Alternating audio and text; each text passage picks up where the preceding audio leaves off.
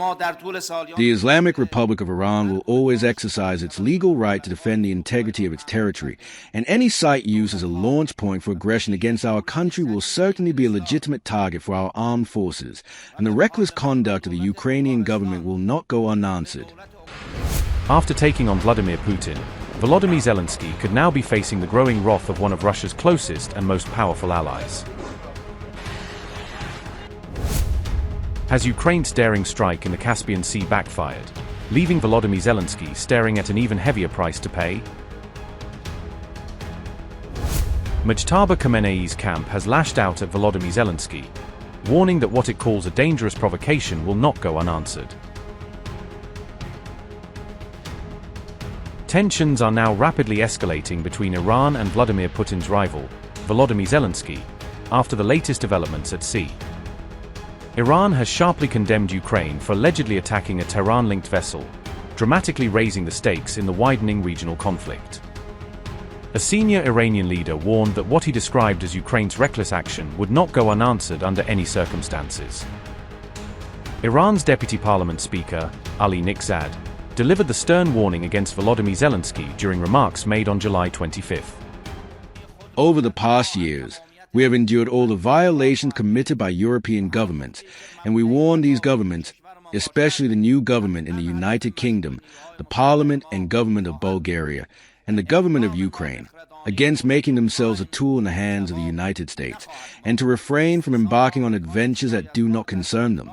The Islamic Republic of Iran will always exercise its legal right to defend the integrity of its territory, and any site used as a launch point for aggression against our country will certainly be a legitimate target for our armed forces, and the reckless conduct of the Ukrainian government will not go unanswered. The criminal United States is living in a state of despair in the quagmire into which it has sunk, and we must reaffirm this fact once again. Conditions in the Strait of Hormuz will not return to what they were before the war, and the deluded American president must forget this dream and leave the region, which has been home to us and our ancestors for thousands of years, before he suffers a defeat even harsher than the previous one. The Islamic Republic of Iran, thanks to divine victory and with the support of its strong and capable armed forces, is fully prepared to punish the American Zionist enemy with severe and painful punishment if it undertakes any adventure, and it would be better for the American people to restrain their sadistic president before American soldiers return to their country in coffins. The Iranian official also issued a pointed warning to Ukraine supporters, including the United Kingdom and Bulgaria, over their continued involvement. Nikhzad cautioned European nations against backing America's war against Iran, while warning they too could face retaliatory consequences. The Iranian parliament official also renewed Tehran's demand that American military forces immediately withdraw from the strategically vital Strait of Hormuz. Iran has summoned Ukraine's charge d'affaires after accusing Kyiv of carrying out an attack on an Iranian commercial vessel, triggering a new diplomatic dispute between the two countries. Tehran described the alleged Caspian Sea strike as a hostile and criminal act, strongly condemning what it claimed was an attack on Iranian maritime interests. Iranian authorities said one sailor was killed and another was injured in the explosion, adding that the incident caused serious concern over the safety of commercial vessels. Tehran claimed the alleged attack violated international law and the principles of the United Nations Charter, calling for accountability over the incident. Iran also vowed to defend its national interests following the Caspian Sea incident, warning that it would take measures to protect its security and sovereignty. Diplomatic tensions increased after Ukrainian President Volodymyr Zelensky highlighted what he called strong results from long-range strikes, further escalating accusations between Tehran and Kyiv. On July 25, Ukraine claimed it had successfully targeted Russian vessels allegedly linked to Iran while operating in the strategic Caspian Sea. Ukrainian President Volodymyr Zelensky personally revealed details of the operation, describing it as another major blow against Russia's military network. Zelensky claimed the Russian vessels that were attacked had been used to transport military cargoes allegedly connected to Iran's defense infrastructure. Zelensky said, and I quote, "Ukraine continues applying long-range sanctions in response to Russian strikes. Last night, the warriors of our defense forces hit targets across different regions of Russia that are fueling this war. Once again, a plant in Kyiv was struck, the one supplying components for the weapons Russia uses to attack our people. That's about 1,200 kilometers from Ukraine's border. Also hit were an oil refinery in Tyman, a logistics facility in Yekaterinburg, and a fuel and lubricants depot in Rostov-on-Don. We also achieved very strong results with long-range strikes in the Caspian Sea, including vessels used in military cargo shipments involving Iran, as well as a warship. End quote. The Caspian Sea has emerged as a key strategic link between Russia and Iran as military cooperation between the two countries continues to deepen. Iran has previously supplied Russia with Shahid drones, which Moscow has used during the ongoing war against Ukraine, according to Ukrainian and Western officials. Kyiv has accused Iranian arms shipments of supporting Russia's war effort, claiming that Tehran's military assistance has helped strengthen Moscow's battlefield capabilities. Meanwhile, Tehran has accused Ukraine of attempting to expand the conflict beyond the Russia-Ukraine battlefield, warning against what it described as actions that could widen regional instability.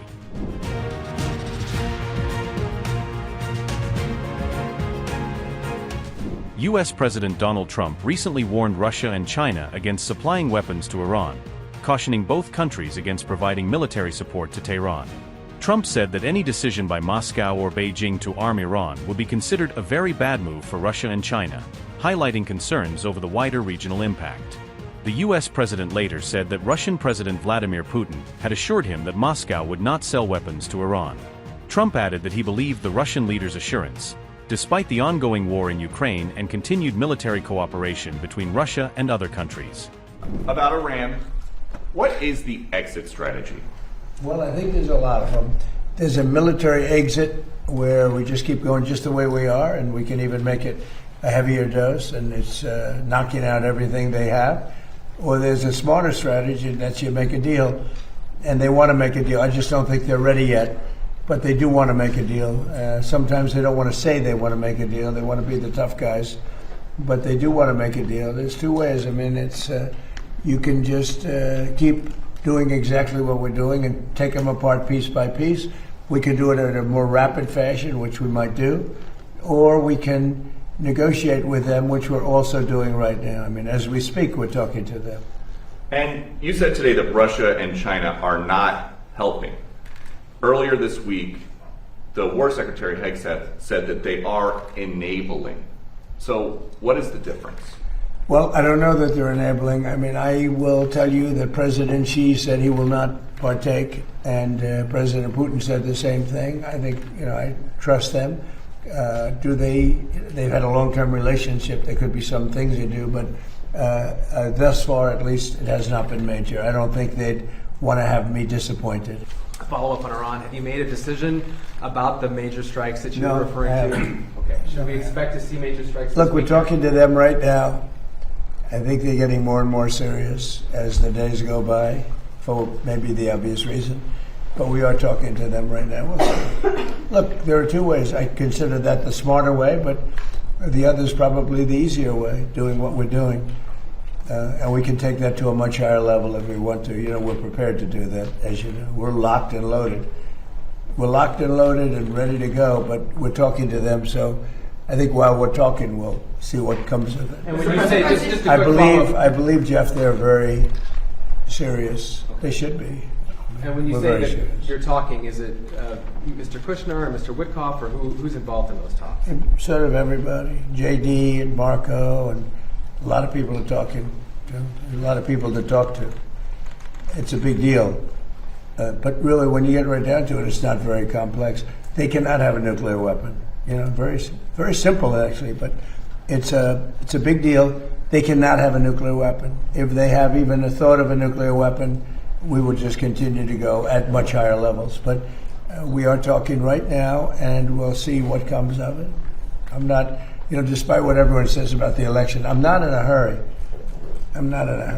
We have to do it right. Elections take care of themselves. When when I went into Venezuela, everybody was against it. Oh, what are you doing going into Venezuela? And then 2 days later, they said, "Wow, that's fantastic." A lot of people are saying that with Iran already, because it would take them 25 years to rebuild already from what they have. And again, as you know, no Navy, no Air Force, no anti-aircraft, no radar, no nothing. I mean, and we, as you know, we just reinstituted the I guess you could I call it the iron wall on the water. Nothing gets through, nothing, blockade. nothing gets through. And they sort of have to make a deal. But we are talking to them. I think they're being serious. I think they are being by far the most serious that we've seen them. But that doesn't mean we get there. We'll see what happens. But I always prefer that alternative.